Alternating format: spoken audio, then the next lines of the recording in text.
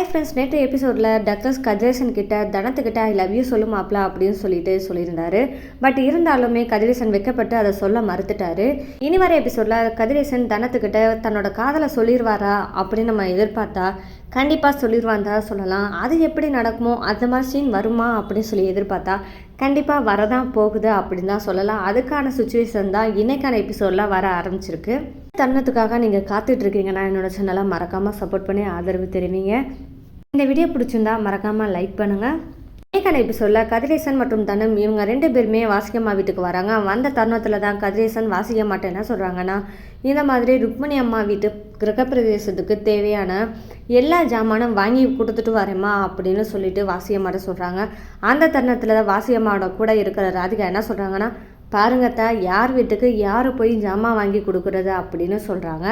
கேட்ட வாசிகம்மா ராதிகாட்ட என்ன சொல்கிறாங்கன்னா, நீ ஏன் கவலைப்படுற, அந்த ஜாமான்லாம் யாருக்கு போகுது, நமக்கு தான் வரப்போகுது அப்படின்னு சொல்லிட்டு நம்ம தான் எல்லாமே பார்க்க போகிறோம் அப்படின்னு சொல்லிடுறாங்க. அப்படியாத்த அப்படின்னு சொல்லிட்டு ராதிகா கேட்குறாங்க. ராதிகா கொஞ்சம் அமைதியாயிரு அப்படின்னு சொல்லி வாசிகம்மா சொல்கிறாங்க. அந்த தருணத்தில் தான் தானே என்ன சொல்கிறாங்கன்னா, அத்தை நீங்கள் கொஞ்சம் வேகமாக எழுந்திரிச்சு 6 மணிக்கெல்லாம் பால் காய்ச்சணும் சொல்லியிருக்காங்க, அதனால் நீங்களும் கிளம்பி கூட வந்தால் நல்லாயிருக்கும் அப்படின்னு சொல்லிட்டு தானே சொல்கிறாங்க.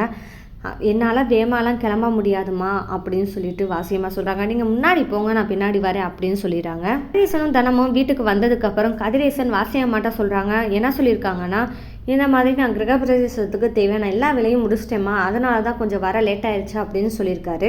சொன்ன சமயத்தில் தான் வாசியம்மா என்ன சொல்கிறாங்கன்னா, ஆமாம் நம்ம வீட்டுக்கு தேவையானது நம்ம தானே பார்த்தாகணும் அப்படின்னு சொல்லிட்டு ஒரு குதர்க்கமாகவே சொல்கிறாங்க. இந்த தருணத்தில் தான் டக்ளஸ் சுதாரிக்கிறாரு.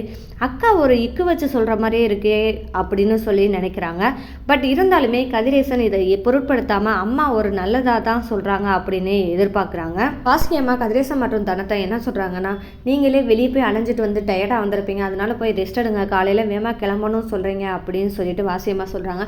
சரின்னு சொல்லிட்டு தனம் ரூம்குள்ளே போயிடுவாங்க. அந்த தருணத்தில் தான் வாசியம்மாவும் ராதிகாவும் கிளம்பிடுவாங்க. அப்போ அங்கே இருக்கிறது யாருன்னா கதிரேசன். அப்போ தான் தன்னோட மாப்பிள்ளை கிட்ட டக்ளஸ் சொல்கிறாங்க, உங்கள் அம்மா சொல்கிற ஒவ்வொரு வார்த்தையிலையும் டபுள் மீனிங்காக எடுத்துக்கோ மாப்பிள்ள, கொஞ்சம் அம்மா கிட்ட ஜாக்கிரதையாகவும் இருக்கணும் மாப்பிள்ள, பார்த்து இருந்துக்கோ அப்படின்னு சொல்லிட்டு சொல்கிற டக்ளஸ். அதுக்கு கதிரேசன் நம்பவே இல்லை. நீ வேற சும்மா இருக்க மாட்டியா மாமா, அம்மா அப்படிலாம் கிடையாது அப்படின்னு சொல்லிட்டு தன்னோட அம்மாவை இன்னுமே நம்புறாரு. சீன் முடிஞ்சதுமே அடுத்ததான் ரூம்குள்ளே போயிடுறாரு கதிரேசன். அந்த சமயத்தில் தான் தனத்தை ரொம்பவே பாராட்டுறாரு. இந்த மாதிரி யாராலையும் செய்ய முடியாது, ஒரு பொண்ணாக இருந்து இவ்வளோ தூரம் ஒரு பெரிய வீட்டை நீங்கள் கட்டி முடிச்சிருக்கீங்க அப்படின்னு சொல்லிட்டு பாராட்டுறாரு. மட்டும் இல்லாமல் நமக்குன்னு ஒரு சொந்த வீடு இருந்தால் எவ்வளோ நல்லாயிருக்கும் சொல்லிட்டு நானே நினச்சி பார்த்துருக்கேன். ஏன்னா அந்த தருணத்தில் தான் எனக்கு எங்கள் அப்பா இல்லாமல் போயிட்டாரு. அப்போல்லாம் நாங்கள் என்ன நினச்சோம்னா, எங்களுக்குன்னு ஒரு வீடு இருந்தால் எப்படி இருக்கும் அப்படின்ற நிலைமையில நானும் இருந்திருக்கேன். என்னாலேயே அப்படி நினச்சி பார்த்தேன், என்னாலேயே வீடு கட்ட முடியல. ஆனால் நீங்கள் ஒரு பொண்ணாக வந்து இவ்வளோ தூரம் செஞ்சுருக்கீங்கன்னா பாராட்டக்கூடியது தான் அப்படின்னு சொல்லிட்டு பாராட்டுறாரு. அதுக்கு தனம் என்ன சொல்கிறாங்க, எல்லாத்துக்கும் காரணம் நீங்கள் தாங்க அப்படின்னு சொல்கிறாங்க. என்னங்க ஒட்டுமொத்த காரணத்தையும் ஏன் மேலே தூக்கிறீங்க, எல்லாமே உங்களோட முயற்சி தாங்க அப்படின்னு சொல்கிறாங்க. தனம் என்ன பதில் சொல்கிறாங்கன்னா, நீங்கள் இல்லாமல் என்னால் எதுவுமே ஜெயிக்க முடியாது, அது மட்டும் இல்லாமல் நீங்கள் ஒரு தூணாக எனக்கு இருந்திருக்கீங்க அப்படின்னு சொல்லிட்டு இந்த வெற்றிக்கு பின்னாடியும் நீங்கள் உறுதுணையாக இருந்த காரணமும் ஒன்று அப்படி சொல்லி கதிரேசனை பாராட்டுறாங்க. அந்த தருணத்தில் தான் தனம் கதிரேசன்ட்ட என்ன சொல்கிறாங்கன்னா, நான் உங்கள் வாழ்க்கையில் வராமல் இருந்தால் கண்டிப்பாக நீங்கள் ஒரு பொண்ணை கல்யாணம் பண்ணி உங்கள் வாழ்க்கையில் சந்தோஷமாக இருந்திருப்பீங்க அப்படின்னு சொன்னாங்க. இந்த வார்த்தையை கேட்ட கதிரேசனுக்கு அடுத்து தனம் வேற எதையும் சொல்லிடக்கூடாது அப்படின்றதுக்காக கதிரேசன் தனத்து வாய முடிகிறாரு. நீங்க இல்லாத வாழ்க்கையை என்னால நினைச்சு பார்க்க முடியாது தனம், என் வாழ்க்கையோட முழு சந்தோஷமே நீங்க தான். அந்த மாதிரி தாங்க கதிரேசன் தன்னோட காதலை தனத்துக்கிட்ட சொல்ல போறாருன்னு சொல்லலாம். அது மட்டும் இல்லாமல் கதிரேசன் காதலை கண்டிப்பாக தனம் ஏற்றுப்பாங்களா அப்படின்னு பார்த்தா கண்டிப்பாக ஏற்றுப்பாங்க. அதுக்கான சுச்சுவேஷனும் வரும்னு சொல்லலாம். இந்த மாதிரி தருணத்துக்காக நீங்கள்லாம் காத்துட்ருக்கீங்கன்னு எனக்கு தெரியும். மறக்காமல் இந்த மாதிரி சுவாரஸ்யமான நிகழ்வுகளை தெரிஞ்சுக்கிறதுக்காக என்னோட சேனலை மறக்காமல் சப்போர்ட் பண்ணி ஆதரவு தெரிவிங்க. இனி வர எபிசோடில் இனி அடுத்து என்ன நடக்க போகுது அப்படின்னு சொல்லிட்டு நம்ம காத்துக்கிட்டே இருக்கிற சமயத்தில் தான் இது ஒரு சீனாக இருக்க போகுது. அடுத்ததாக என்ன நடக்க போகுதுன்னா, வாசிகம்மா தன்னோட பிளானை எக்ஸிக்யூட் பண்ணுறதாங்க இருக்குது. அது எந்த மாதிரி இருக்க போகுதுன்னா, ருக்மணி அம்மா தன்னோட வீட்டை பால் காய்ச்சறதுக்கு முன்னாடி பார்த்துட்டு போயிடலாம் அப்படின்னு சொல்லிட்டு ஒரு பார்வை பார்த்துட்டு வீட்டுக்கு போயிட்டாங்க. இந்த தருணம் முடிஞ்சதுமே வாசிகி அம்மா மற்றும் ராதிகா இவங்க 2 பேருமே காலையில் கிரகப்பிரவேசம் சொல்லிட்டு கதிரேசன் சொல்லியிருக்காங்க.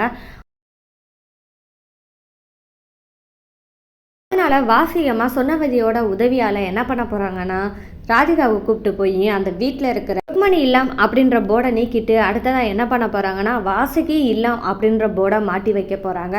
போட மாற்றினதும் இல்லாமல் வாசி மற்றும் ராதிகா வீட்டுக்குள்ளே போய் ஐயரை வச்சு ஹோமகுண்டம் வளர்த்து கிரகப்பிரவேசம் பண்ண போகிறாங்க. அந்த தருணத்தில் தான் ருக்மணி அம்மா அவங்க வீட்டு ஆளுங்க எல்லாருமே வரப்போகிறாங்க. அது மட்டும் இல்லாமல் கதிரேசன், தனம், டக்ளஸ் இவங்க எல்லாருமே வரப்போகிறாங்க. அந்த தருணத்தில் தான் ருக்மணி இல்லம் அப்படின்ற போர்டு கீழே விழுந்திருக்கும். அது மட்டும் இல்லாமல் அந்த இடத்துல வாசுகி இல்லம் அப்படின்னு சொல்லி பேர் இருக்கிறத பார்த்துட்டு ரொம்பவே அதிர்ச்சியாக இருக்க போகிறாங்க. அது மட்டும் இல்லாமல் இதை பார்த்த டக்ளஸ் கண்டிப்பாக சொல்லுவாங்க, பாரு மாப்பிள்ள, உங்கள் அம்மா செஞ்சுருக்க வேலை தான் இந்த வேலை. நான் தான் ஏற்கனவே சொன்னேனே, உங்கள் அம்மா ஏதோ உள்நோக்கத்தோடு தான் பேசுகிறாங்கன்னு சொல்லி சொன்னேன், நீ கேட்கவே இல்லை அப்படின்னு சொல்லிட்டு டக்ளஸ் சொல்ல போகிறாரு. உள்ளே போய் பார்த்ததுமே அங்கே ஹோமகுண்டம் வளர்த்து எல்லா வேலையும் பண்ணியிருப்பாங்க வாசுகி அம்மா. இதுக்குள்ளே கதிரேசன் வந்ததுமே தன்னோட அம்மாவை பார்த்ததுமே ரொம்பவே சாக்காகி நிற்க போகிறாரு. அந்த தருணத்தில் தான் தனம் கேட்க போகிறாங்க, இது ருக்மணி அம்மாவோட இல்லம், நீங்கள் ஏன் இப்படி பண்ணுறீங்க அப்படின்னு சொல்லி கேட்குற சமயத்தில் தான், ருக்மணி அம்மாவோட இல்லமா, இப்போ என் பையனை கல்யாணம் பண்ணிவிட்டு என் வீட்டுக்கு மருமகளாக வந்தியோ அதுலேருந்து உன்னோட சம்பாத்தியத்தில் கட்டின வீடு தானே இது, அப்படிங்கும்போது இது எங்களுக்கு தான் சொந்தம் அப்படின்னு சொல்ல போகிறாங்க. இதை கேட்ட தனம் ரொம்பவே சக்காகி நிற்க போகிறாங்க.